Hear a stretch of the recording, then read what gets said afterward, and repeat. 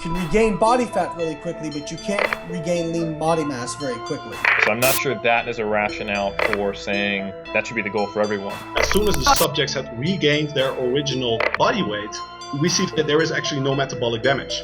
The last thing you want to do is take someone like Menno said, who is eating 3,000 calories a day pre-cut, ends up at 2,000 calories a day, and jumps right back to 3,000.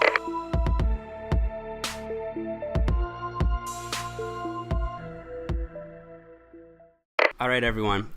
Welcome to the Ice Cream for Pierre's podcast. My name is Jeff Nippard, and I'm your host.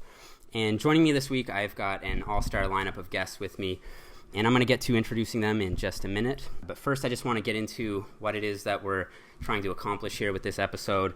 So my basic goal here was to bring together who I think are really the best coaches and researchers and athletes themselves who are speaking about the topic of reverse dieting, and host what's going to be a formal debate around the topic. So in case some of you guys aren't familiar with that term, we're going to be using reverse dieting to mean the methodical, typically slow introduction of calories after a cut or a weight loss period for the sake of improving metabolic rate and mitigating fat gain. And basically how we're going to set this up is I will serve as the moderator. So for the sake of this discussion, I will be completely neutral. Any of the preconceived ideas that I have about reverse dieting, I'll just leave off the table. And I'll also encourage you guys to do the same. So whether you think reverse dieting is great or it's a pile of crap, I just encourage you to really listen to the experts and hear what it is they have to say. And then when you come out the other side, you can come to an educated decision based on the evidence presented. Just to introduce our guests here, so representing the against reverse dieting side in their speaking order, I've got Eric Helms on the line. So Eric is a pro natural bodybuilder. He's a competitive powerlifter. He holds no less than 2 master's degrees, one in sports nutrition, the other in exercise sciences. He's currently working on his PhD in New Zealand. Eric has published multiple peer-reviewed articles in scientific journals, including articles on recommendations for natural bodybuilding that I would recommend to everyone. And he is a coach at 3D Muscle Journey, coaching natural bodybuilders and powerlifters around the world. So it's a pleasure to have you here, and welcome to the show, Eric. Thank you so much, Jeff. I appreciate it. Also representing the against reverse dieting side, we've got Menno Henselmans joining us again. So Menno was on the podcast just a few episodes ago in episode 18, where we chatted about high-frequency bodybuilding and why he's not a huge fan of bro splits.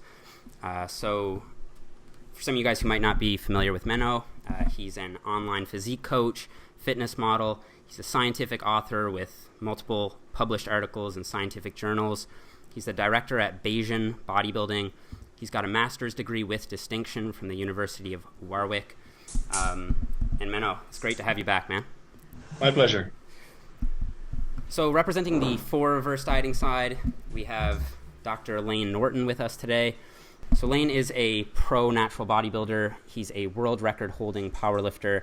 He's got a PhD in nutritional sciences. He's published multiple articles in several scientific journals, and he is the owner and online coach at BioLayne LLC. Layne, it's a real pleasure to have you on the show, so thank you for joining us. Thanks, Jeff. I appreciate being included. Then also on Layne's team for reverse dieting, we have Dr. Peter Fitschen with us in audio only. And so Peter was on the show a few episodes ago, I think in episode 12, and we talked about hormonal adaptations to contest prep and discussed a case study that Dr. Fitschen did on himself and followed himself through his contest prep.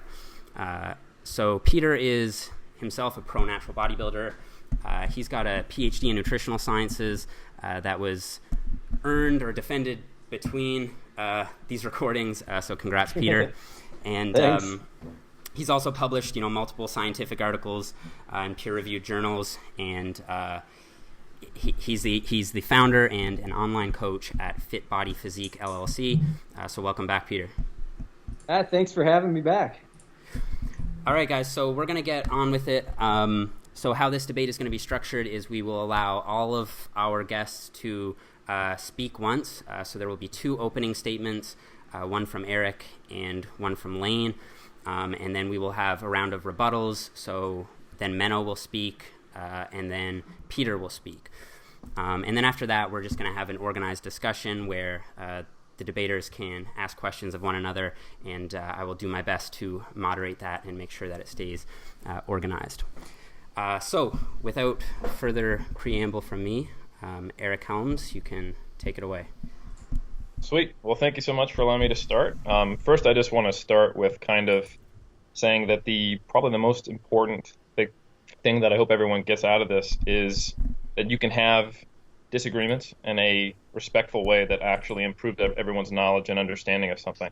For just a brief bit of background, most recently, Menno and I had like a 1 week-long debate on protein, and now we are on the same side of the table. And only a year ago, Peter and I were co-authors on evidence-based recommendations to natural bodybuilding, and only 3 weeks from now, I'll be presenting in Australia with Layne.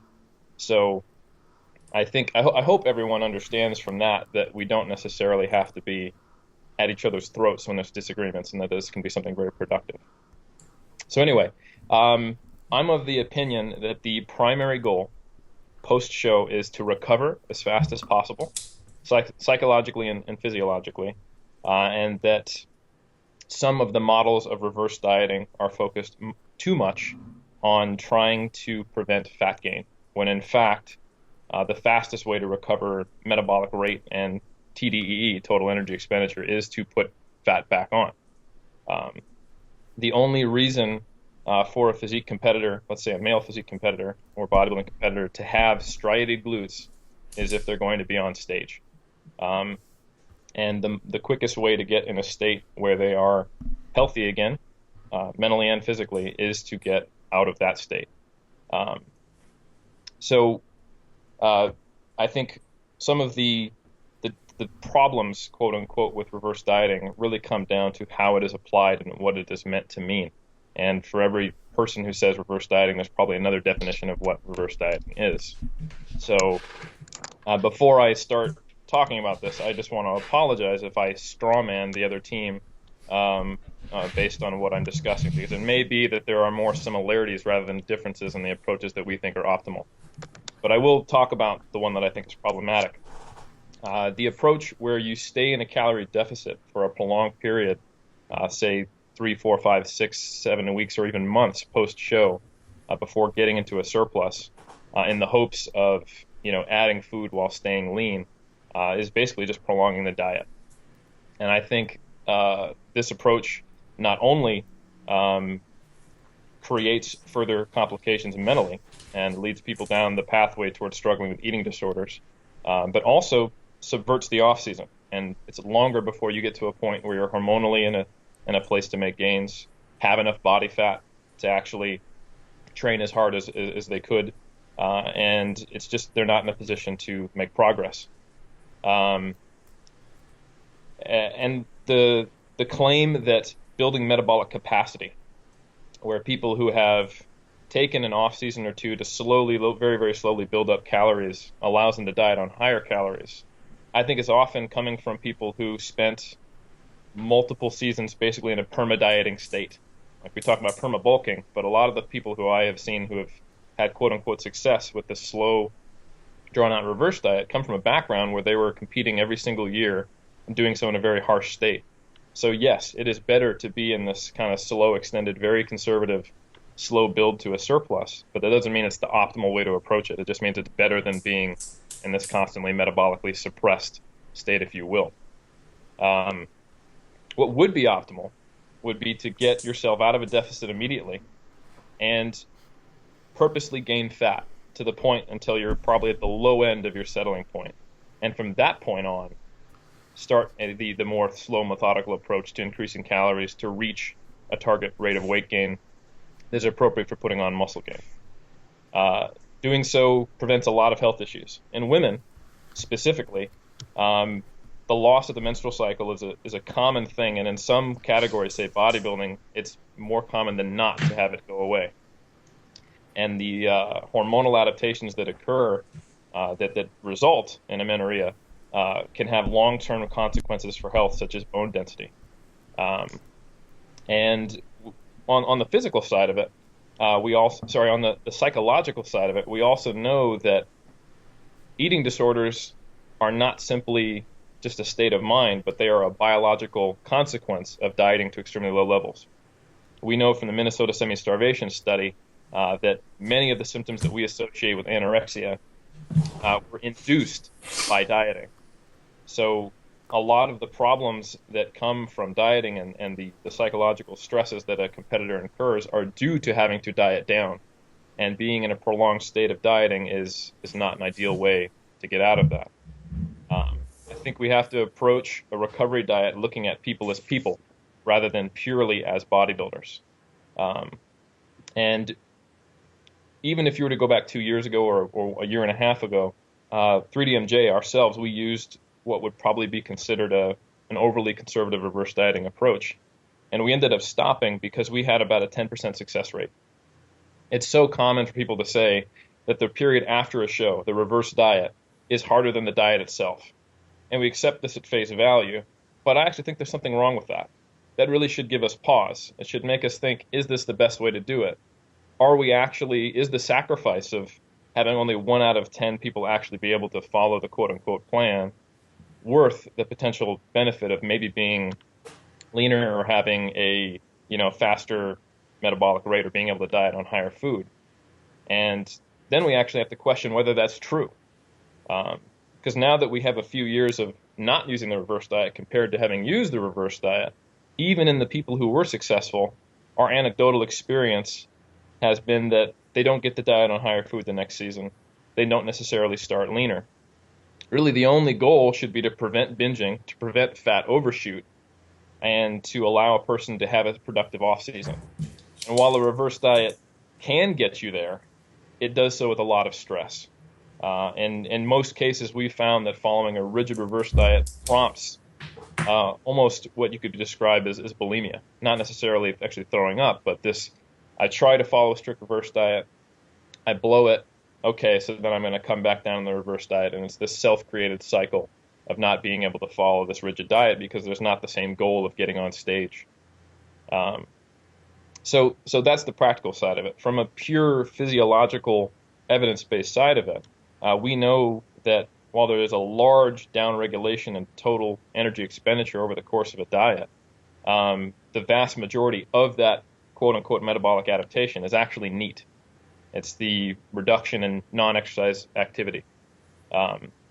And we don't necessarily have enough data to know whether or not or how that responds to changes in food intake. There is a reduction in RMR, especially when you get very, very lean, but it's maybe at best only 20 to 30% of the downregulation in total energy expenditure. So from even a mechanistic kind of hypothetical standpoint, there are some issues with the idea of trying to correct quote-unquote metabolic adaptation, which is predominantly activity-based. However, I would agree that part of that activity is actually efficiency of skeletal muscle, things you can't modify. So anyway, because of the psychological downsides of getting incredibly lean and the physiological downsides to getting incredibly lean, and just the lack of success and the high rates of failure, it makes a lot more sense to get yourself to the low end of your set point and then slow it down, and that's why we promote what's called the quote-unquote recovery diet. We think not only will this just prevent some of these downsides, but it's also more beneficial in terms of a productive off-season because you're not spending 3, 4, 5 months or however long in this extremely low body fat, suppressed state in a non-hormonally optimal place for muscle gain. If you can get yourself to a better body fat, you're eating more food, you can get back to training and being in a more sane state immediately so that you can make more productive progress. And that is my opener. Okay, thank you, Eric. No worries. So now I'll give Layne an opportunity to speak his thoughts. So Layne, you can take it away. Okay, sure. Thanks, Eric. So there's not a whole lot I would disagree with. The first thing I'd like to start out with is that Eric made a good point to say that reverse dieting means something different to everybody. And I think, especially based on some of the criticism I've got, I think some people say, well, Layne wants to keep people in extended deficits for long periods of time. And I can tell you right now, my ideal reverse would be to quickly jump calories up pretty high, get somebody feeling really good to the point where, you know, there's not that kind of psychological drain, and then slowly add calories from there. The issue becomes, I'm always trying to fit this in the context of what the particular client wants. And there's a lot of people out there who say they're not willing to accept fat gain in any way, shape, or form, or especially with regards to women. I would love to be able to convince some women to put on some weight. It's not the easiest thing in the world to do. And oftentimes what I've found is, yes, I've seen some people who reverse dieting, when you start adding it slowly, they just can't handle it. And that's not a judgment on any of them. And so I'll either tell them, like, look, this isn't working. We need to add calories faster. It's not appropriate for your situation. But there's also people who, when they quickly kind of put that fat mass back on, for them it triggers immediately, I want to diet back down. And a lot of times they're going to, if I don't diet them at that point, because I'll refuse to, they'll immediately go and do it on their own. And so I'm always kind of, all right, so what do I find that's a middle ground that's going to get them from doing that? Okay? That being said, anytime I feel that somebody is getting to the point where they're having an unhealthy relationship with food, or they're really struggling with this sort of thing, I mean, I've had clients come to me and said, you know, I understand I'm going to feel a little bit worse for a little bit longer, but I'm willing to accept that if we can limit fat gain a little bit more, as long as they do that kind of in a eyes wide open sort of way, and I don't detect them starting to get those psychological cues that something's wrong, I'm okay with that. But I'm also okay with somebody saying, hey, I just want to feel normal faster, and if that comes with some weight gain, I'm okay with that. What I find is, not to go off on a tangent, but a lot of people don't want to eat mindfully in any way, shape, or form, and they want to go out and kind of eat whatever and just hope and pray that they don't gain fat, and that's not how metabolism works. I wouldn't say. I think we also have to think about general population versus competitors. So, in terms of competitors, I completely agree with Eric. There is absolutely no reason to stay super lean year round. I've seen people who they reversed. I mean, I've seen a guy who we got him up to almost 450 grams of carbs a day, which was definitely above his maintenance than what he was previously, and he was maintaining very, very, very lean weight. And he came to me and said, hey, I just got my testosterone checked and all this stuff, and it was low, and I feel bad about that. And I said, okay, well, listen, we can add more calories, but you have to understand that we can be more aggressive. You're going to have some fat gain. Are you okay with that? And he said, well, I don't know. And I said, well, listen, you told me you didn't want to gain fat. Now you're telling me you're worried about your hormones. I can tell you personally, if it's affecting your health, you need to stop, and we need to get more aggressive. And we did that. So I think it's not as clear and dry as just one size fits all, and I think you have to be very nuanced with how you do it. I have seen people, and again, the problem with this is, you know, scientific studies, I always say, are like a blunt instrument. They tell us exactly what not to do. Like if we see something happen in science and you go directly against that, that's the blunt instrument telling you not to do that. But coaching is a little bit more of an art form, in that there's going to be some things, and I'm sure some of the coaches on here, even if you don't agree with reverse dieting or my implementation of it, there are some things that you're just not going to have a scientific study on to reference necessarily. I have observed people, and I've got a gal's numbers pulled up here, just I wanted to reference them. She started with, my goodness gracious, there we go.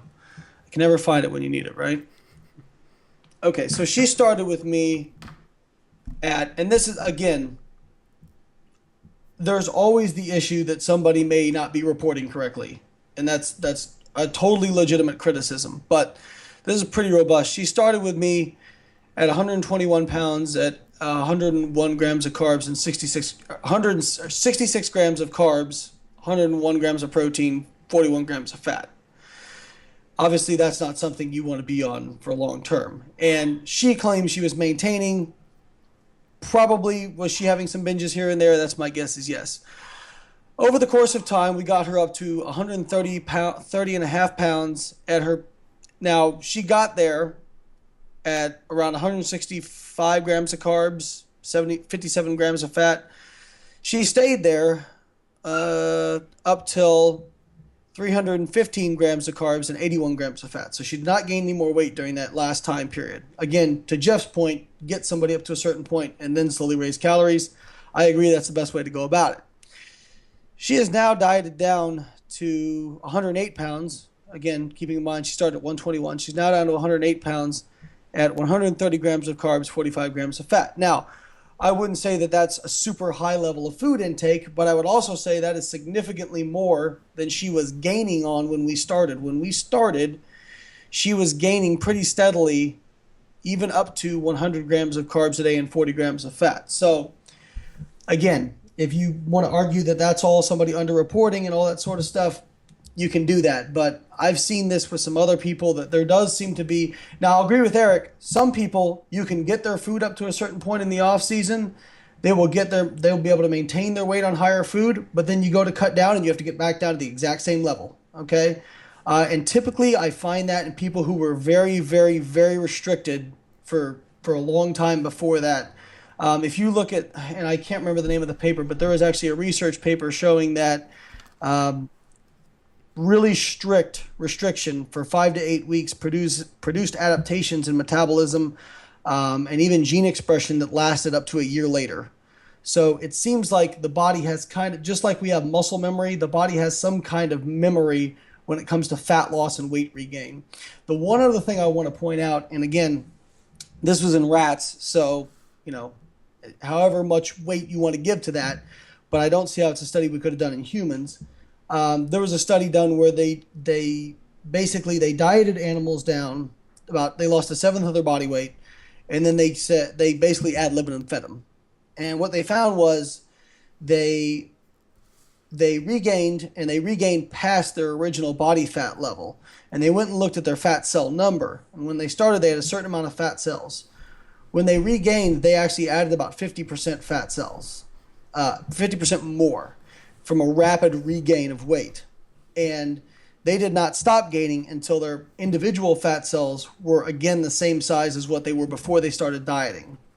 That's kind of supporting the contention that body fat set point is not necessarily a body fat percentage number, but rather it's sensing the actual size of the fat cell and flux of calories across the fat cell.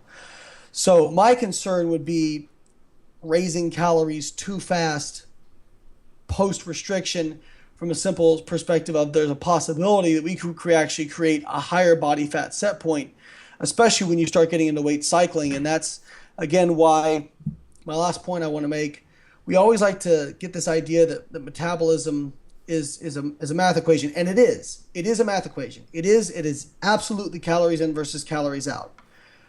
But everything that makes up calories in, calories out is unbelievably complex, nuanced, and we don't even have all the parameters for it. That's in my opinion.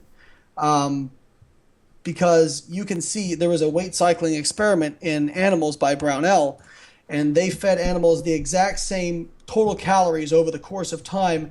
They had one group just steadily overfeed, and they had another group diet cyclical, where they would go up down with their calories. So they would restrict them and then let them eat, and restrict them and let them eat. The group that did the weight cycling put on more body fat over time, even though over time total calorie intake was the same. If it was a simple math equation and just a basic math equation, we should see them be the same over time. All right, Layne, that was great. Thank you. Now we'll have Menno come in and respond to what Layne just said, and perhaps add any ideas that he has on his own. All right. Let me preface this that I am technically on cocaine at the moment. Here in Ecuador, coca leaf tea is legal. So, but it's more of a technicality, since the effect is usually compared to caffeine. I actually don't feel anything from it, any stimulant effect whatsoever. But I thought that disclaimer was appropriate. As for the discussion, I think in large terms, application-wise, we are actually very much in agreement. And rather than be Layne's critic here, I think this discussion will benefit most from becoming a bit more concrete, some more data and figures and terms. And for that, I'd like to start with the idea of metabolic damage, because my research assistant, Anastasia Sinchenko, and I recently co-authored a paper that's currently in review about metabolic damage.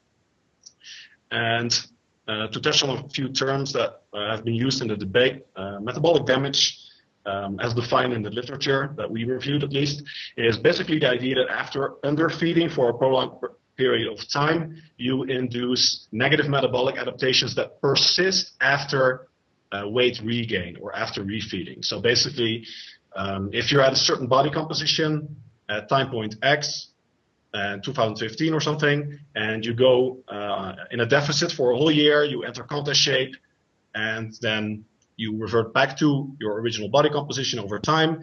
The metabolic damage theory is basically that at that point, your energy expenditure will be lower than it was before. So we reviewed the literature on that.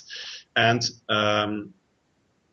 this is very closely linked with the idea of fat stores memory that Layne touched on, which is basically the idea that there is a set point, or at least some memory mechanism in your body by which your body fat percentage or total fat mass or number of fat cells has an effect on your metabolism, and that you can basically damage your metabolism this way. So what we did is, unlike many of the literature, we used a method to relate measured to predicted resting energy expenditure, or basal metabolic rate, sleeping energy expenditure.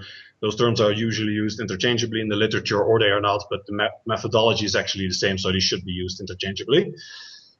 We used a set of formulas that's correct for body fat percentage, body composition, and have shown accuracy that is comparable with that of organ-based measurements. And that is very important, because it's not just lean body mass that affects your basal metabolic rate, but of lean body mass, organ mass has a far higher contribution to your energy expenditure than muscle mass. So you want to correct for that. And with the formulas that we used, we did this. We calculated, measured, and predicted basal metabolic rate over time in a series of data. And for one is the Minnesota starvation experiment, very well known. Guys dieting to an average of, I believe, 5.5% body fat for untrained individuals. Basically untrained, they were quite active but not resistance trained. That is drastic, and many competitors, although they readily believe that they are 2% or something, it's actually quite hard to be less than 5.5% body fat, even if you are resistance trained and carry a lot of muscle mass. Even for men, for women, it's absolutely out of the question, basically. You'd be dead.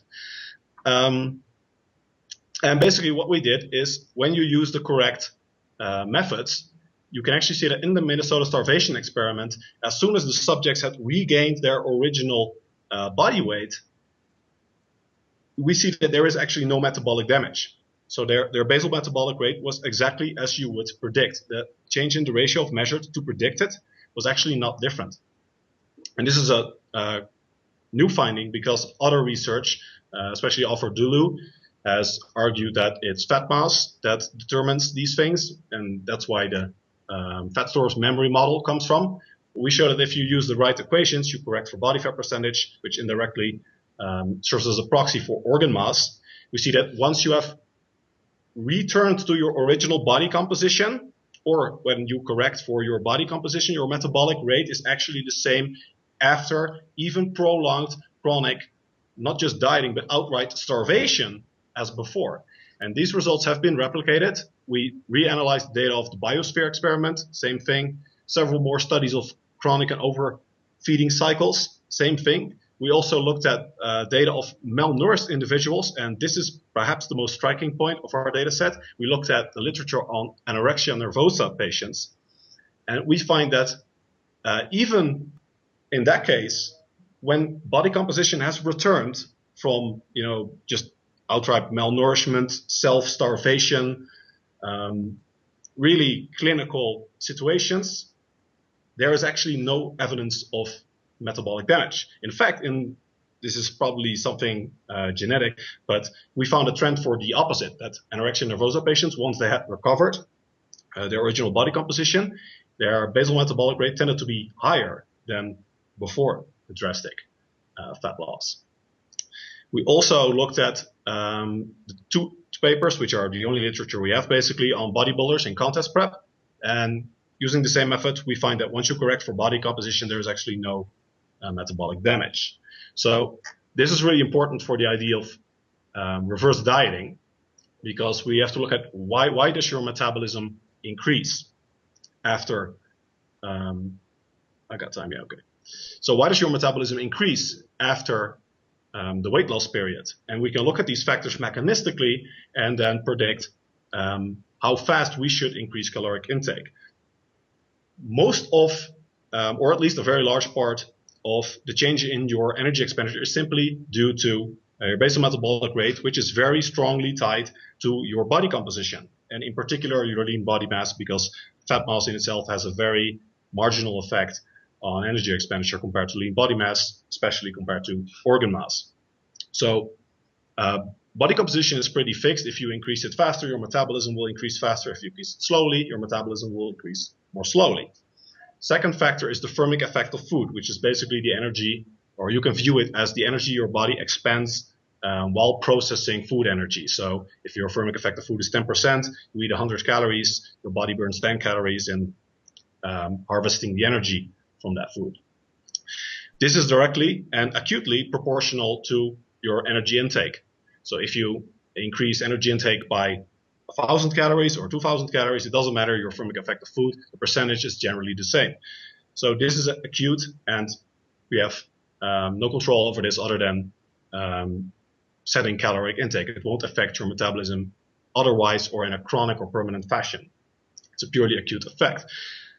The most interesting aspect of your metabolism is probably adaptive thermogenesis. And Layne rightly quoted research showing that adaptive thermogenesis, which is basically the decrease in metabolic rate beyond that predicted by your body composition, can in fact be permanent. And it is, if you maintain the leaner body composition. So if you stay in contest shape, your metabolism will stay suppressed, and you have little control over this.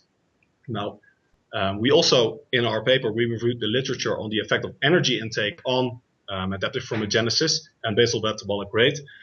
And this is quite interesting, I think. They found that adaptive thermogenesis can be measured during both under and overfeeding in as little as a day, and generally it's 1 to 3 days before measurement instruments can detect the difference in your energy expenditure.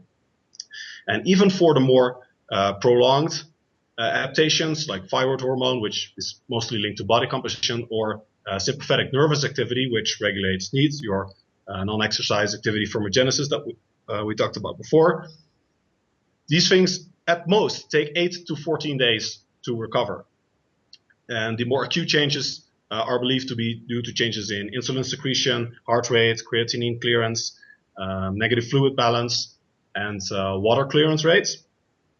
So these are the more small scale stuff, and that recovers almost instantaneously. The reason that it's not really instantaneous is probably a limitation of our measurement instruments.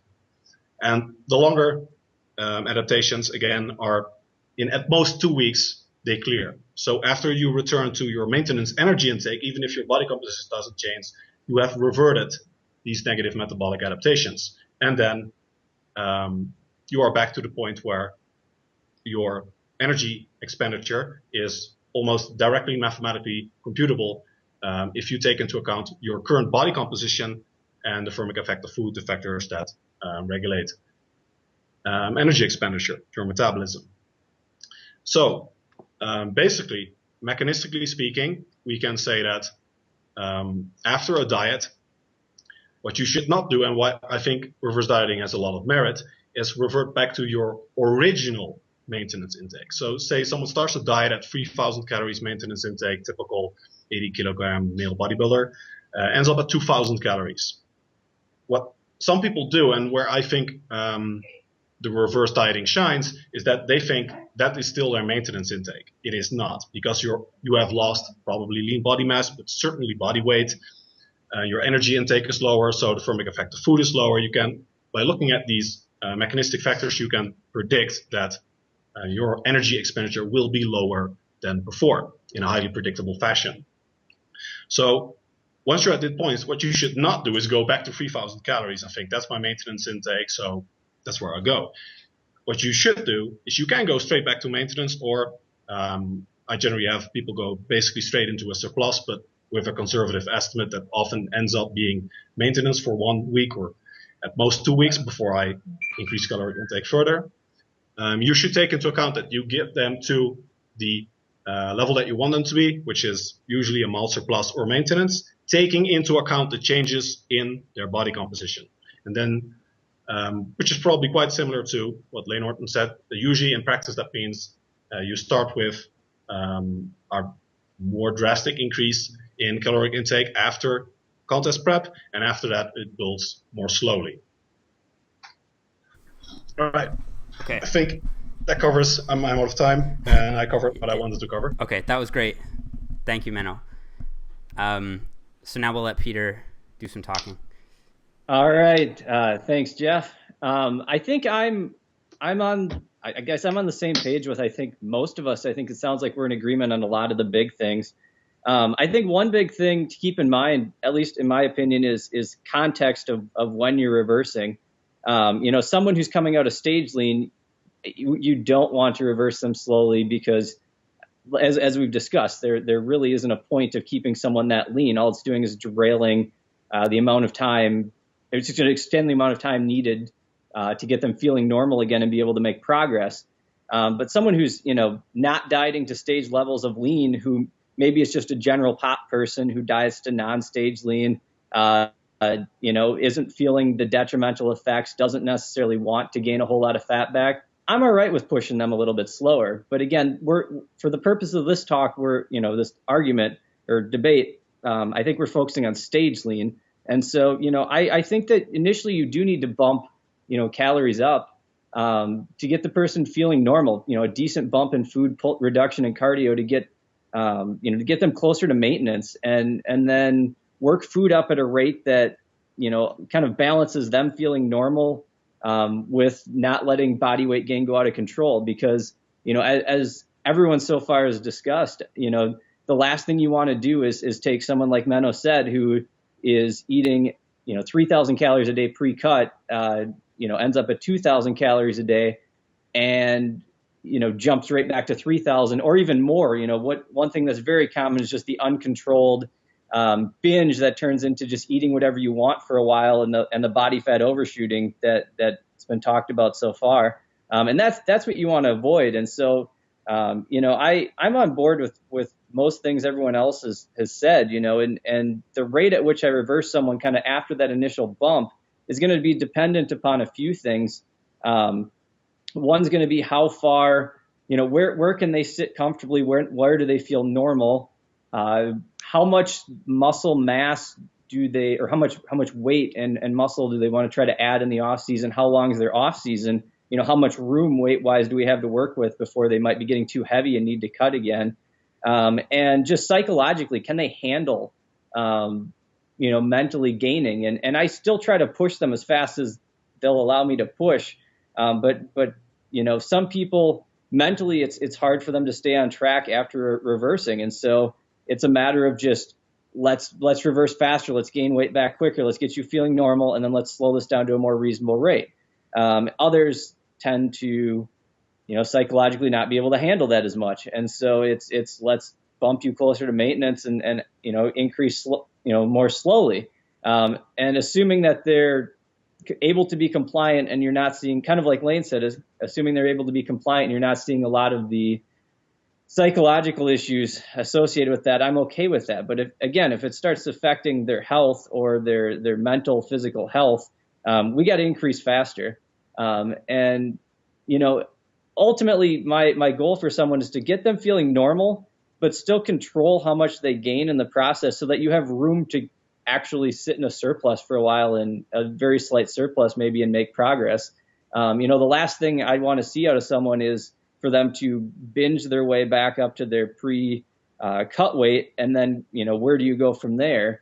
A lot of people would want to cut again right away, and that's, in my opinion, a terrible idea, because then you get that, as Layne was talking about, that gain restrict cycle, and that at least in animal models does seem to increase fat gain over time, and so we want to avoid that. And so if I can get a person feeling normal, and then increase at the rate at which they'll let me increase, that's appropriate for them and their situation. So again, it's not a one size fits all. That's kind of my goal. And I think one take home from all of this too, that I think we'd all agree on, is that, once you do start feeling normal, you want to stay in a state where you feel normal and you're not dieting for a majority of your training career. That's where you're actually making progress. You're not making progress when you diet. You're not making these huge transformations in your physique. You're pretty much, especially in the late stages of prep, just trying to hold on, especially if you're a natural. It's just a matter of trying to hold on to what you can in those late stages. And so, really, if you graph out your entire training career, and I know Alberto Nunez has done this, and I saw that and did it for my own career and saw the same thing, where you look at, how many months have you spent dieting versus not? Significantly more should be not. And I think, this is one of the many reasons why, but that's kind of a side note and kind of a different topic. But I think, to sum things up, I'm on board. I don't think we're all that different. I mean, I know we're sitting on opposite sides of this debate, and there might be some nuanced details we differ in, but it sounds like big picture, we really are on the same page with things in terms of getting someone to feel normal again after a show, and then, based on the individual and their situation, start pushing food up at a rate appropriate for the situation. All right, guys. Thank you so much for your opening statements and rebuttals. So I'm pleased to see that there's a lot of agreement amongst you guys, and I can't say that I'm really surprised. So what I want to do, though, is really cut to, I think, like the heart of the disagreement here, which seems to be one of degree and not principle. So I think that all of you guys more or less agree that it's not a good idea to be ultra conservative and ultra slow and prevent fat gain on principle, but it rather should be more. Pete, would you mind muting your mic? Sorry. But it should be more so a matter of the athlete's preferences and their personality and so on. So it seems like Menno has probably the most assertive position. He seems to be saying that you should bump them up to their old maintenance right away, whereas perhaps Layne and Peter might be... Wait. Sorry. Not their old. They're new. They're new maintenance. Okay. Yeah. I thought you said... We actually totally... That's one of my main criticisms for people that say, just go back to your maintenance. I said, well, if it was your maintenance, then you wouldn't gain weight by definition. So that's a huge thing that some people miss, and I'm glad Menno touched on that, because that's a huge difference. So I guess what I find puzzling about that is if you're just going to go to your current maintenance, then presumably your body composition shouldn't change. So how is it that you're expecting to improve the body composition or gain fat, which is actually seems to be the goal from your point of view, Menno? Right. So what I actually do is I have a conservative estimate of the surplus I want them in. And usually that ends up being very close to maintenance or maintenance for the first week. Okay. And that makes sure that any negative metabolic adaptations will have been reversed, or at least the ones not conditional on energy intake or so far as you can upregulate that, or body composition.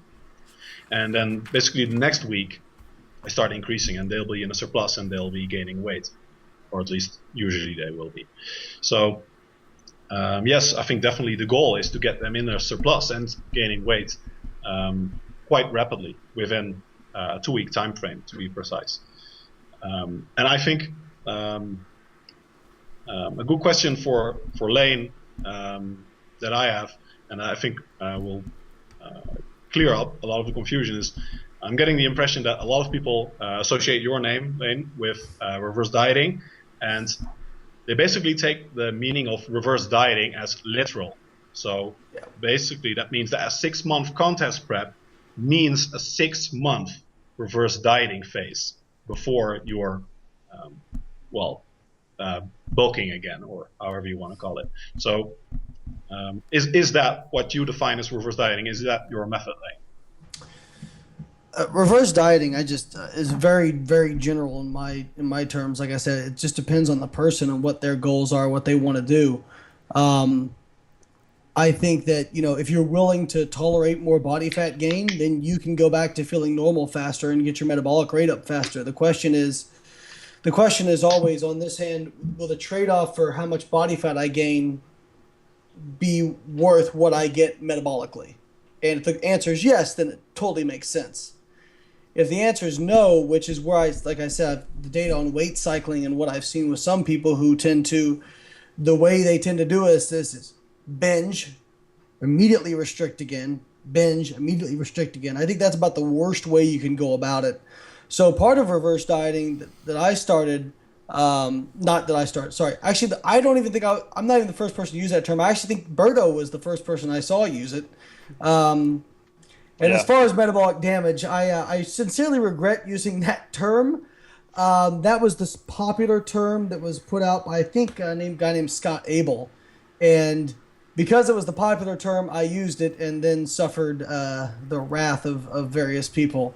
And so... McDonald. Yeah, he's nice guy, that guy. He's a nice guy. I know. So... I think I would have suffered his wrath regardless. But in any case, I think that you always have... I think...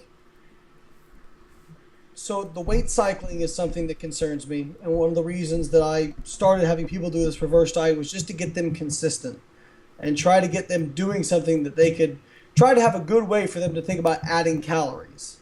And because for a lot of people, this idea that you're going to add calories is completely counterintuitive. And, people say, well, isn't that bad for me? Isn't that bad for me? And it's like, well, not necessarily. The other thing I wanted to bring up was, if you look at the data for weight loss, it's extraordinarily grim in terms of who actually can maintain weight loss. I mean, if you want to be depressed, look at the data on weight loss and who can maintain weight loss for 3+ years.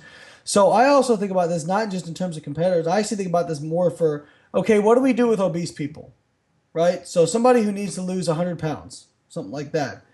If they lose that 100 pounds, they're going to have reduced metabolic rate, reduced, all these issues. Do we just take them back up? Okay, do we just take them back up very quickly, right? Or do they have to stay in a deficit for prolonged period? Now, I would argue that at a certain point your metabolism adapts and you will eventually reach, unless you're just on complete starvation, you will reach a point where you do not lose more weight. So by definition, that is a new maintenance. I don't know too many people who would want to live on 1,200 calories a day the rest of their life, or 1,500 calories a day the rest of their life. And so there's no research on this. I'm wanting to put more research out. I'm wanting to fund some studies so we can get some answers for this. Because at the end of the day, yes, I care about being right. I'm not going to sit here and tell you I don't care about being right. Of course I do. I'll jump up and down in my living room when I'm right. But I don't care more about being right than I care about getting the right answer. So I just want to get the right answer because I want to do the right thing. Okay. I have a quick question. Yeah, sure. So it seems like Menno made the case that the physiological aspect of reverse dieting is a little bit of a fool's errand, since the adaptations to dieting are completely predicated upon the body composition of the person.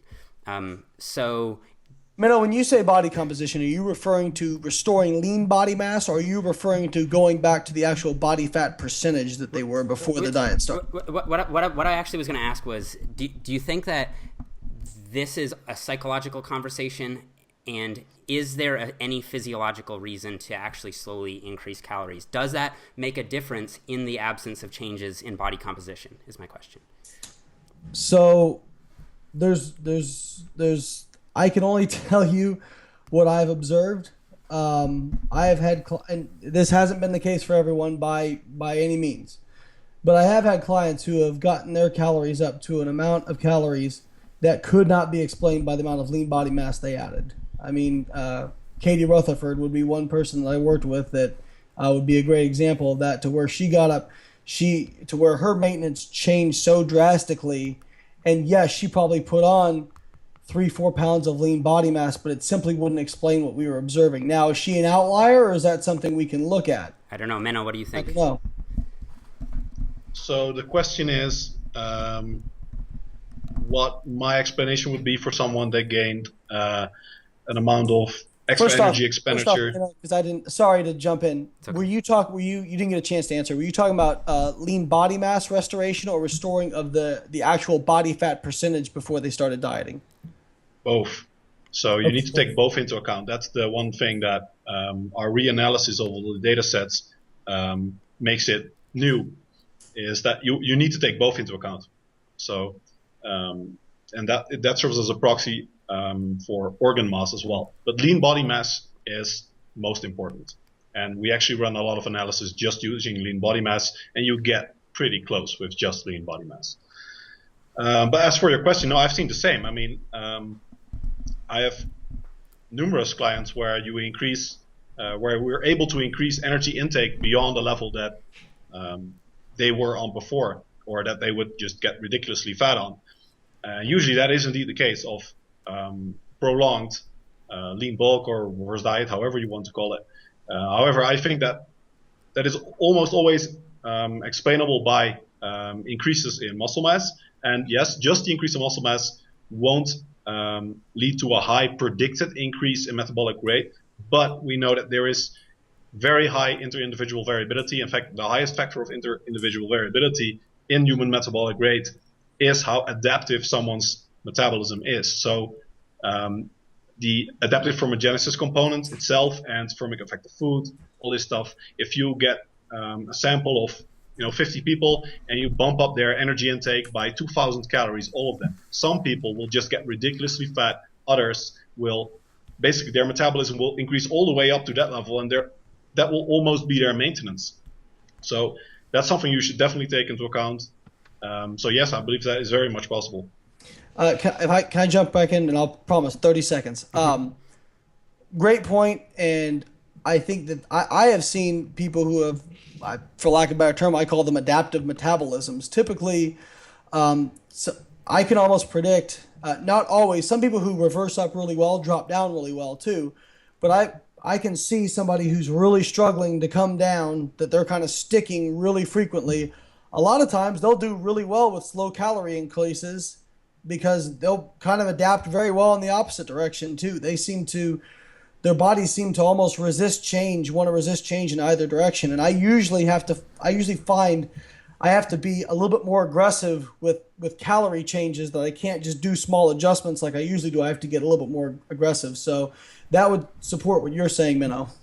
Yeah, I agree 100%. And my experience, and I think the literature indication as well, is that when you have an adaptive metabolism, it goes both ways. So, people like to mellow in, or they like to be melancholic and think, I have such an adaptive metabolism, when I go on a diet, I have to get really low in calories. But I'm actually one of those individuals. I need to go to 2,000 or below to reach photo shoot condition, assuming a pretty sedentary lifestyle.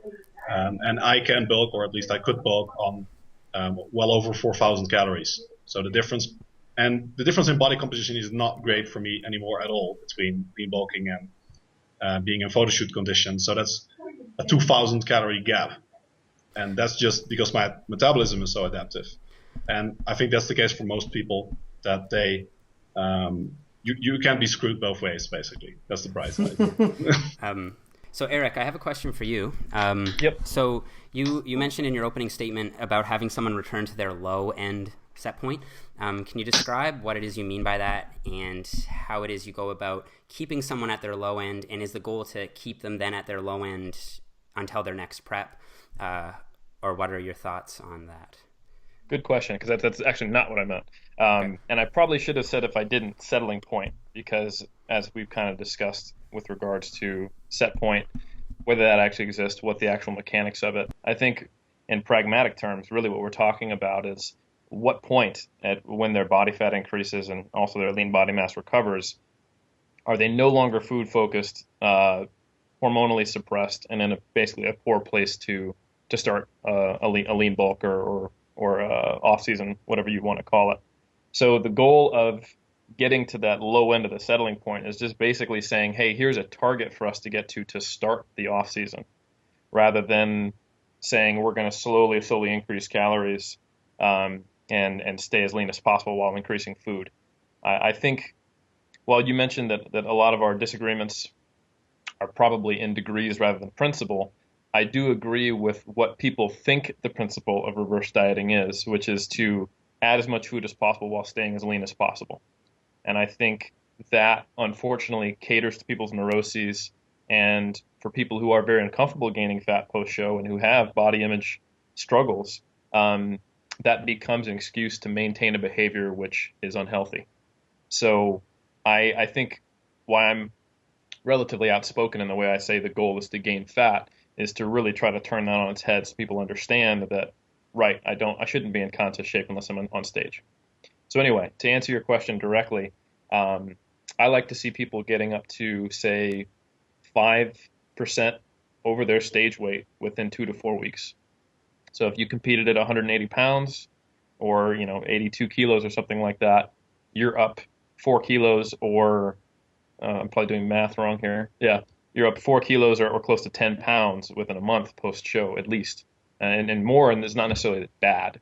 But the goal is to get to the low end of the set point and say, okay, good, we've got out of the quote-unquote danger zone, and now we can take a more measured approach. And we should get heavier, based on how soon your next season is, how fat we need to get, how much of a struggle you have dieting down, etc. Mm-hmm. So my follow-up question then would be, if the goal is to get to a certain body composition that's healthy and feels good and has the athlete performing well and recovering and so on, why the 2-week buffer period, or why any buffer period?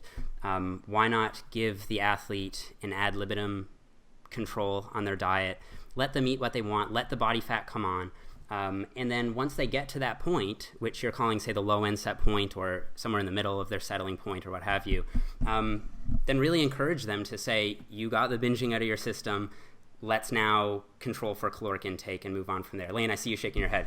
So I'm going to say probably the same thing Layne would. Sure. But if you look at actually like the clinical treatment of anorexia, it's not just eat whatever you want. The reason is because I'm trying to say this nicely. You're not sane after a show.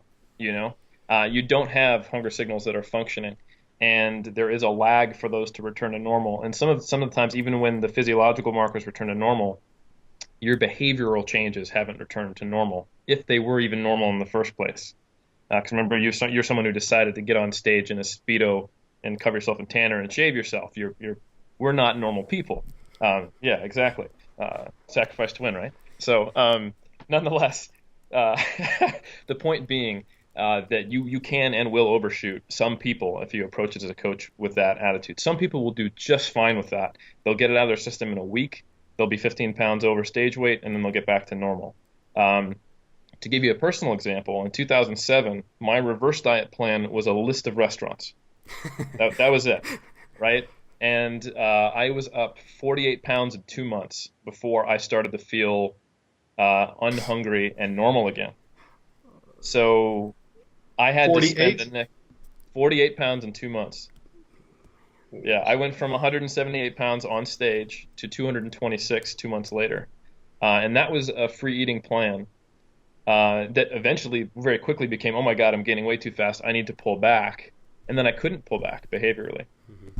So in theory, awesome. If you were to regain all that control just from a few days of going nuts, that'd be great. But that's unfortunately not what happens. So what I actually do in practice is I tell people, enjoy your night. Well, it's saying they don't have any more shows in the season, assuming that. Saturday night, enjoy it, do whatever you want, just don't throw up, kind of thing. Yeah. And then Sunday I give them some loose structure. Here are have 3 square meals. Don't eat between meals, but eat what you want. You can go to a restaurant 3 times a day, it's fine. And then on Monday, I give them some kind of structured numbers. But they are more flexible numbers and they're higher numbers because bodybuilders crave structure. So if you don't give them any structure, they tend to go off the deep end in most cases. Menno, I'll let you talk in just 2 seconds, but I just want to kind of clarify. When I say ad libitum eating, what I really mean is what's being called an intuitive approach, where you have constraints on your eating, but they aren't tracking based. So you're not actually tracking, but you have the requirement to eat for physiological rather than psychological reasons. So you're not going to have someone going 50 pounds over their stage weight if they're purely eating for physiological reasons, I would argue. I would agree, but when the rubber hits the road, you've got to tell someone what to do. Yeah. And, I could do that now, absolutely no problem. I did. In 2011, I looked up one day and I was only 9 pounds over stage weight 4 months post-show, and I was like, I'm more interested in pizza than my wife when she's naked. This is stupid.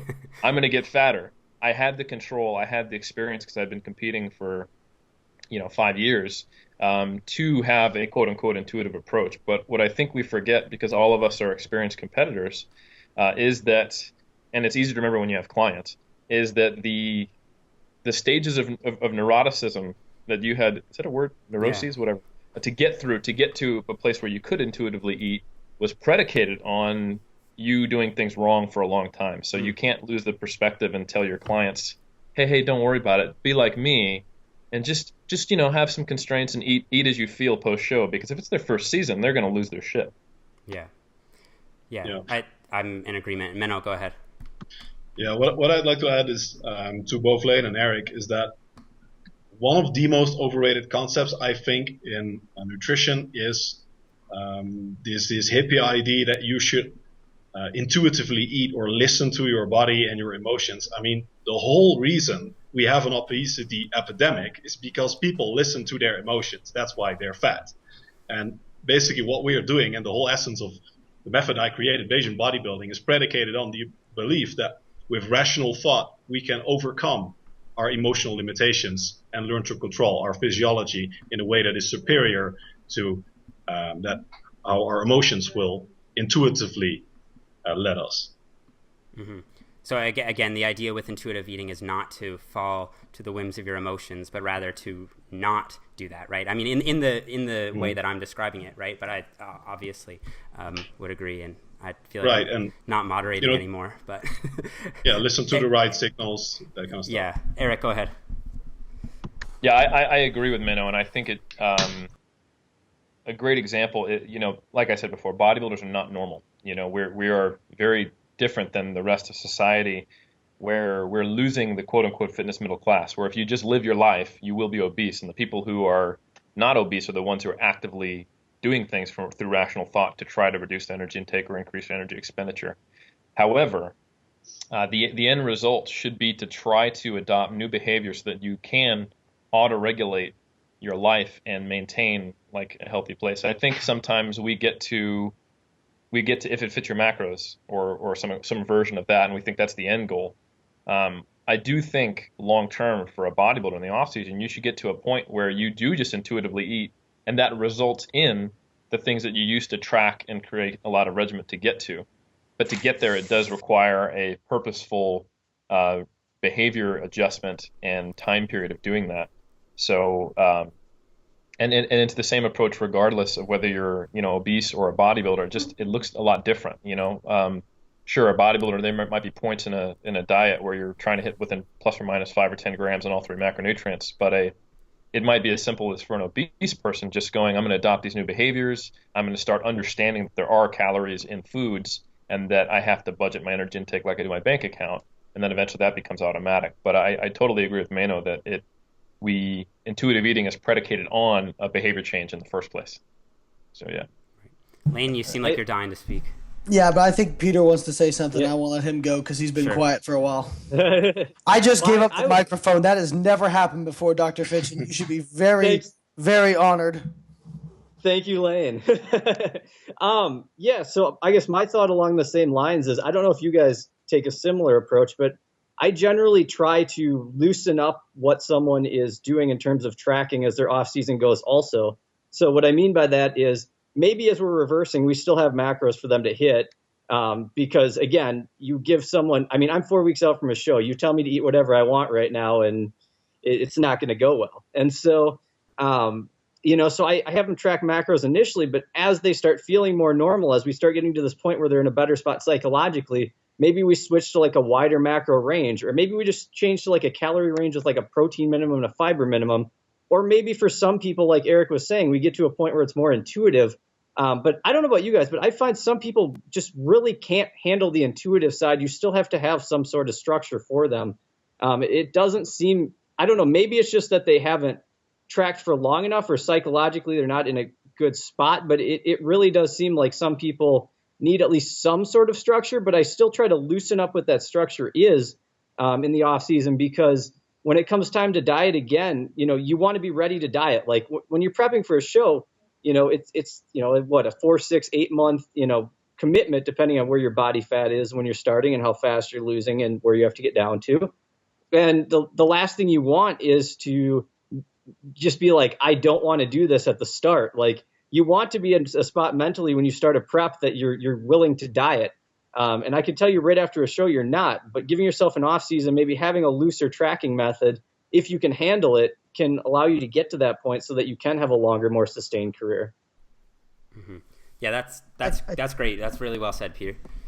I think on that note, I want to make a few points, and I promise I'll keep them as short as possible. But to Peter's point, my friend Dr. Corey Probst, she had a really great statement. I think it makes sense, because people think, oh, Layne's the flexible dieting guy, the if and fetch your macros guy. You got to track down to the gram. No, I don't do that. Okay. As Corey said, self-control is fatiguing, and that is, I think that's 100% correct.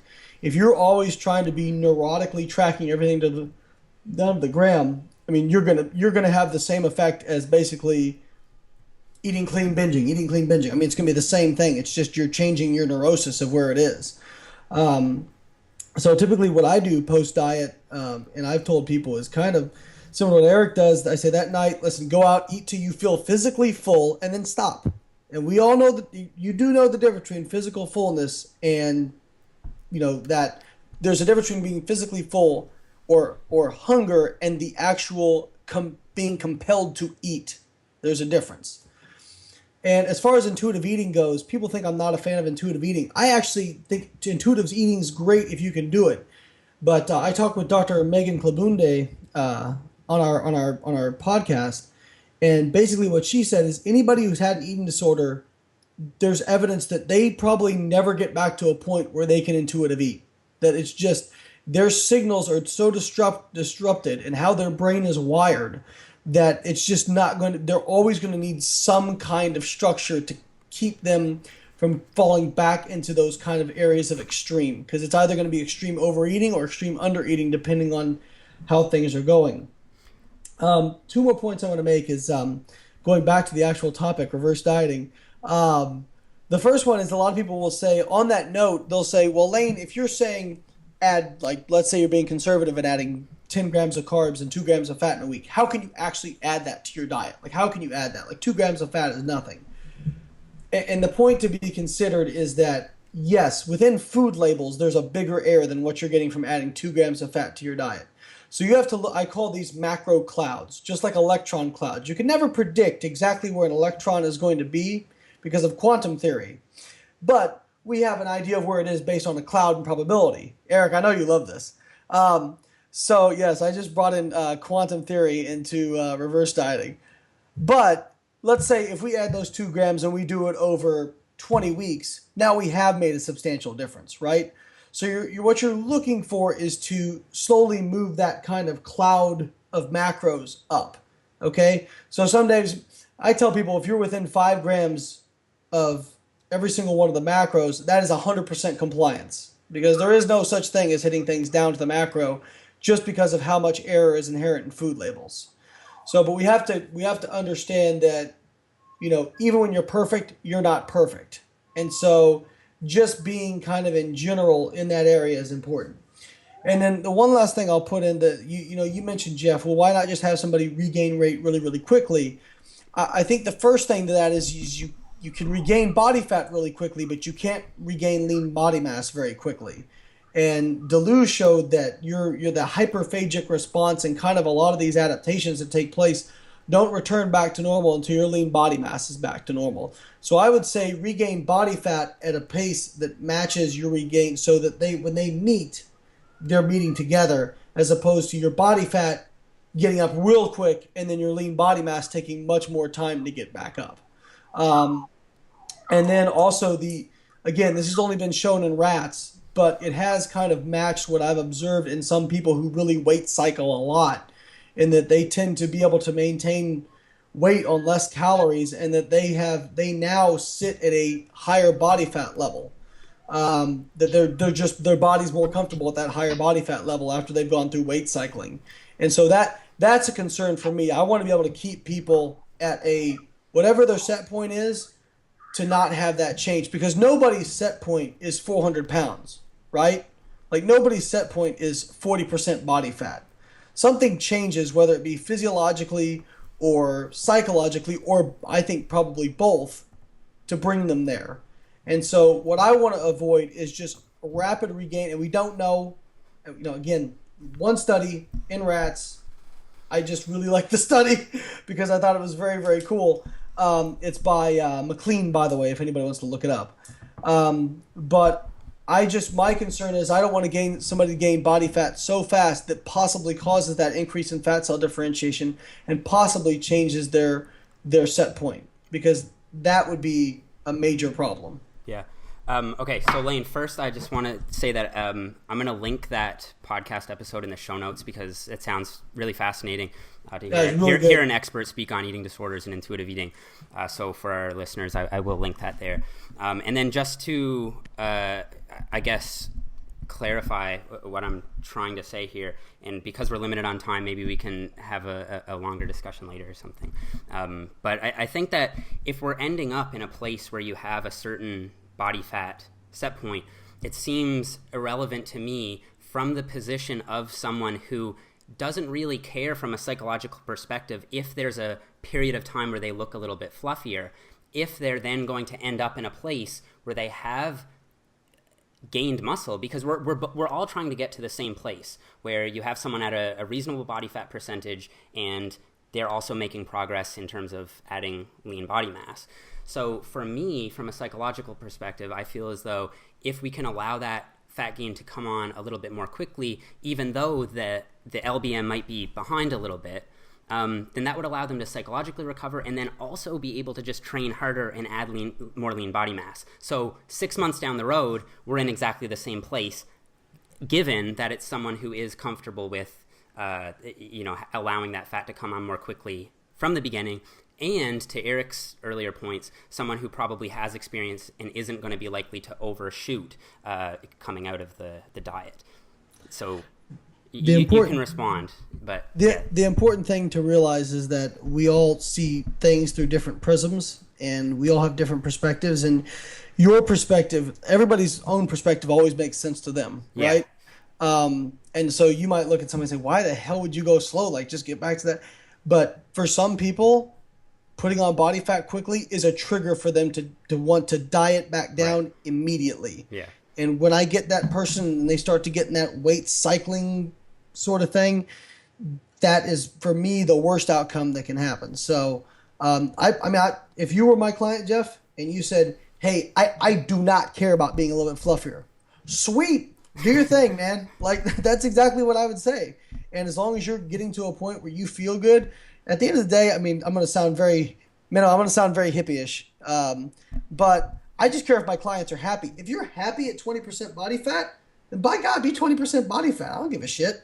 Do what you want. I'm a libertarian. Do what you want. But it's for a lot of people that they aren't happy with that, and so trying to come up with kind of that middle ground for them is kind of where I'm at. Yeah, that's an awesome point, and I of course agree. So I feel as though there's a lot of agreement on the table, so that's good to see. Does anyone else have any questions for any of the other panelists before we wrap things up? Yeah, I do. I like to add a little context to what Eric said.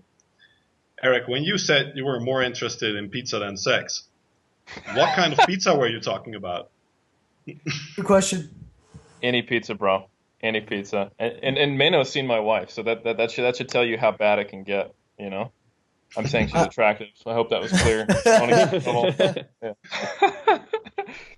Eric, yeah. I have a measuring bar for when I feel like I know when people are back to normal. So I actually asked this to somebody else in the gym today. I said, how long does it take you to prepare your breakfast? They're like, what are you talking about? I'm like, if it takes you longer than 30 minutes to prepare your breakfast, you are not back to normal. Because I know when I'm in that delusion, that deranged state, I'll get up and I'm like putting this together and I'm putting that together and I'm making sure everything's just right and I'm sitting there. Now when I wake up, I'm like, okay, what's the fastest way I can get this done and get to work? So Yep. That's kind of my measuring bar. Is how long does it take you to make breakfast? I can relate. How long you at, Peter, right now? About an hour, 45 minutes? I'm one of those guys who all the way through grad school, I would just like slam oatmeal and protein with some water so I could just get to work right away in the morning. And during prep, now I make like elaborate egg dishes with like sauteed vegetables in them and whatnot early in the morning. So, yeah. One thing I actually just thought of is one thing that I did want to comment on, actually, and maybe I'll have Eric comment on this because it's something that Layne noted, that in your example, you had a female diet she was on 100 carbs a day, rather. You increased her body weight from 120 up to 130 while increasing her carbs only to 165. Then you reversed her carbs up to 315 while maintaining the 130 pounds body weight. Then the next time you dieted her down to stage weight, she got even lighter to 108 pounds, and her carbs were higher. Yeah, I should put out, she wasn't stage lean when she came to me. So Right. she was kind of, felt like she really had trouble losing body fat, but she was already on low calories.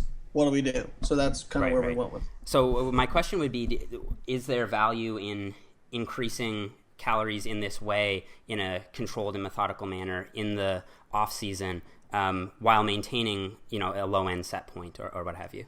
So yeah, I think it probably depends on the individual, because I have had like I said, I had a she was an IFBB bikini pro. I don't want to say her name, but she came to me and she was maintaining her body weight in about 130 grams of carbs and 45 grams of fat per day, and I forget her protein intake. And we got her. She lost.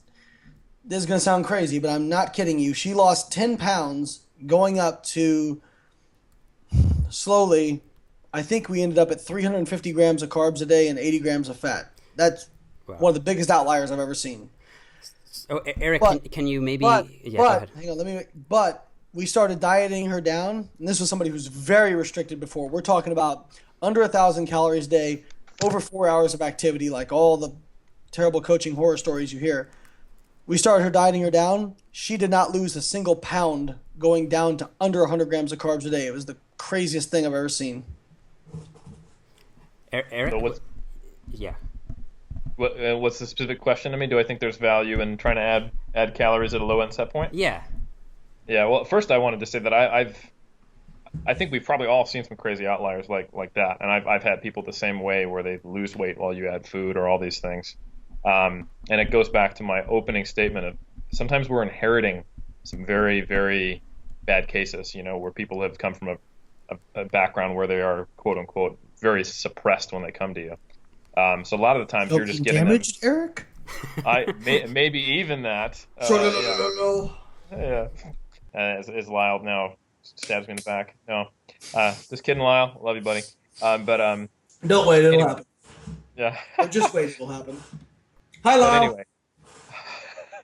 anyway, yeah, I think a lot of the times what's happening there is you're getting someone back to where they would be normally, and then not in this place where they're totally jacked up. So I'm not sure that is a rationale for saying that should be the goal for everyone. However, I would say that's kind of just what you do in an off season. Like if I'm working with someone, I want them to gain at a certain rate, because I don't want them to get, because if based on their training age and their body size of what I think is appropriate for them to be able to put on muscle mass.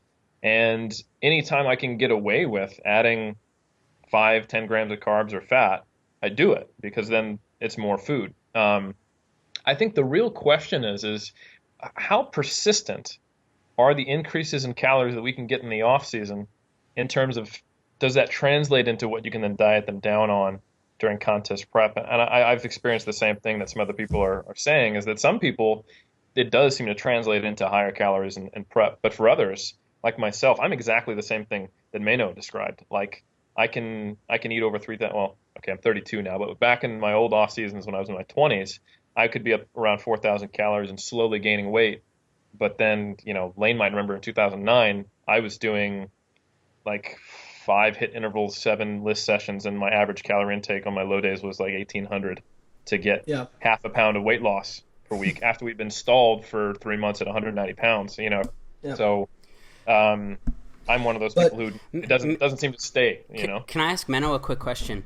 What do you think is accounting for that swing, or like the adaptive metabolism? Is it just individual differences in the adaptiveness of their NEAT levels, or is it something else? Mostly, yes. Yeah. It seems that most of the adaptive thermogenesis is indeed NEAT. And interestingly, many people are inclined to point to the thyroid and more directly metabolically related measures of physiology, but it actually seems that the nervous system regulates a lot of your energy expenditure. Is there any way of consciously altering that? So, for example, if Eric's NEAT is being massively suppressed because his brain likes to do that to him, can he just add in more cardio, say, than the next person, or consciously try to be a little more active throughout the day? And do you think that would offset the adaptation at all, either Eric or anyone? I'll take that one if you guys don't mind. Sure. You gotta be careful, because, for example, you could say, hey, I want you to get a step counter, make sure you get 10,000 steps a day. We're not going to be able to change the fact that your muscle efficiency goes down, your subconscious physical activity goes down. Can't change that stuff, but maybe you should get a step counter.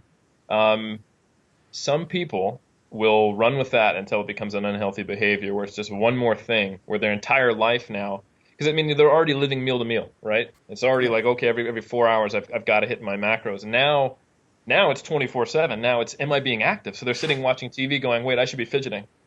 And I've actually seen competitors get in that mind state where the whole day is about, am I losing fat? And I think that can be just a huge energy suck and drain out of their brain motivation. So I think you have to create some structure for it and systematize it so that they can still auto-regulate it. Like a big thing I say, these days with how shredded we have to get to be on stage and be competitive, we're looking at 4 to 8 month preps, like Peter said. We've got to find a way for it to become mostly automatic, so that we only have to really dig when it gets crazy hard. So if on day, if in 2 weeks when we're seeing these down regulations in NEAT, you're thinking, okay, I got to burn calories, you're going to burn out super quick. So you've got to find some way that it is not a constant drain on the psychology of them having to think about how to do that. But in theory, yes, you could offset NEAT by adding NEAT, but some of the adaptations to NEAT, it's not just activity. Yeah. I think that's a big thing. I don't have a problem saying that reductions in NEAT is actually metabolic adaptation, because if your skeletal muscle gets more efficient, if your subconscious physical activity goes down, the mechanism doesn't really matter. The fact is that something you can't control that is affecting your TDEE is going down, whether it's actually BMR or not. So you got to be careful. I don't want people to think that NEAT adaptations are purely just like, now you're a slug, you're always sitting down, all that stuff. Like I noticed, so people might have seen me dance or do some silly things in videos. I come from like a hip hop background, right? So I listen to like rap and all kinds of nonsense. And I was in the car in 2011, and I was listening to my favorite song, and nothing was happening. I was just driving. And I'm thinking, and I realized I was like, no, my head is always at least bobbing. Like I don't know how to not dance to music, but all of a sudden that behavior changed from starving myself. So it gets you everywhere, I think, which is something that people don't realize. Yeah, I think the other thing too is like, as Eric mentioned, look at how much activity he was doing exercise-wise. Like, I mean, would fidgeting really make that much difference on top of, doing 3 hours of activity a day? I mean, does it make a difference? Sure, but in a practical sense, I mean, compared to what you're already doing, does it really make that big of a difference? So, but even Eric, I mean, I think you would agree that even though you're going to probably have to get down to the same level regardless, and we've agreed that some people do get a benefit from that where they can diet in higher calories, you still see benefit to being able to eat more in an off season, maintain on higher calories during an off season and eat more. I would say, just because more food's always fun, at least for me. I'm not one of these people everybody's different. I've had people say, Layne, I don't like all this food. Is there anything we can do? And then it's like, and I look at them like, oh, okay, well, you're weird. But, I'm like, if you really having that hard of a time, go eat something that's more calorie dense, But I think that there's still value there. It probably just isn't as apparent in terms of the metabolic outcomes as somebody who we can't get them up higher and then they can diet down on a higher amount of calories. And I think the other thing, too, is, again, that comes back into coaching being an art form, finding out which clients are outliers, where they're outliers at, or do they fit right in the middle of the Gaussian distribution, and then exploiting that to the best we can, right? Because we can know because remember, science is just means on data, right? You are not a mean, you are an individual data point. So if we know something about your individual data point based on previous experience, and this is why I like to work with people in the off season before I take them into contest, based on my experience, I'm going to try to exploit whatever metabolic outcome that we've observed to hopefully put you in the best possible position to do as good as we possibly can in the healthiest way possible.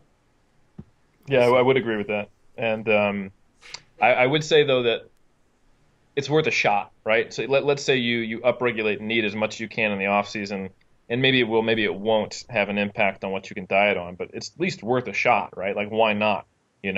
And however, I would say that if we're going to talk about what are the most effective tools in our arsenal as coaches to keep calories as high as possible during a diet to make the process easier, I would say things like diet breaks, nonlinear calorie distributions across the week, potentially your quote unquote refeeds, are probably going to be more important than how did 2 years ago the 6 month period after your show go, unless you did something like right back into dieting or have that cyclical binge. Yeah, I mean, I have people refeed, do higher calorie days, but I mean, this is going to go into a whole nother, and Peter has actually written a paper for my website on this.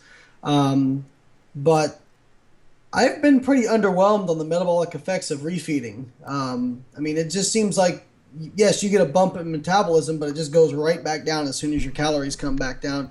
I have people do them just more so for psychological effect than for actual physiological effect. But yeah, that could be a topic for a completely different debate. Yeah, Very true. There's so little data on it in the context of how we actually refeed. Most of the data that's on it is on kind of intermittent calorie restriction, where people are maybe in a deficit 2 days a week and a fairly severe deficit, and then maybe maintenance for the other 5. And so we don't really have great studies, on refeeding or diet breaks, or maybe taking a mini reverse diet in the middle of your prep, or there's a lot of methods that coaches implement that we really don't have a lot of data on other than anecdotally. So I'll make sure that I link that article once it goes live in the show notes as well. Well, actually, it's in the members only area section. Okay. Well, I'll link. JoinBioLayne.com. Shameless plug. There you go.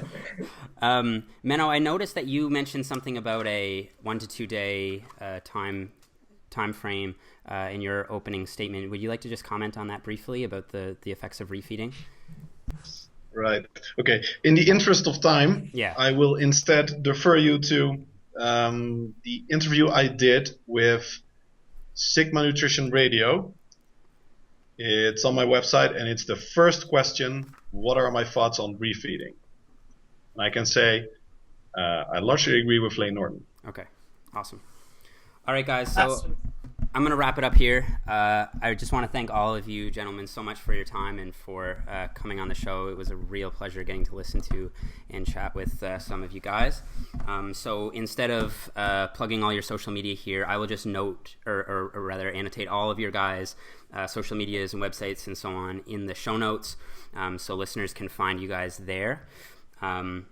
So to our listeners, thank you so much for listening to another episode of the Ice Cream for Pierre's podcast.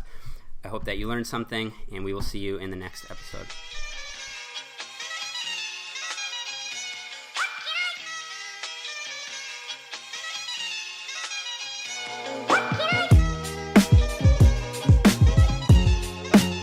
I was surprised there was more agreement than I thought going in, but that's good. That's usually what happens when you get science and you get people who That's right. the efforts together. Is No, it's not. Most of the disagreement is in what everybody's heard from everybody else said about something. You know what I mean? I know we're sitting on opposite sides of this debate, and there might be some nuanced details we differ in, but it sounds like big picture we really are on the same page with things. I mean, people love to, what's the term in English? Pull us against each other. They're like, Layne says this, Menno says this, let's fight.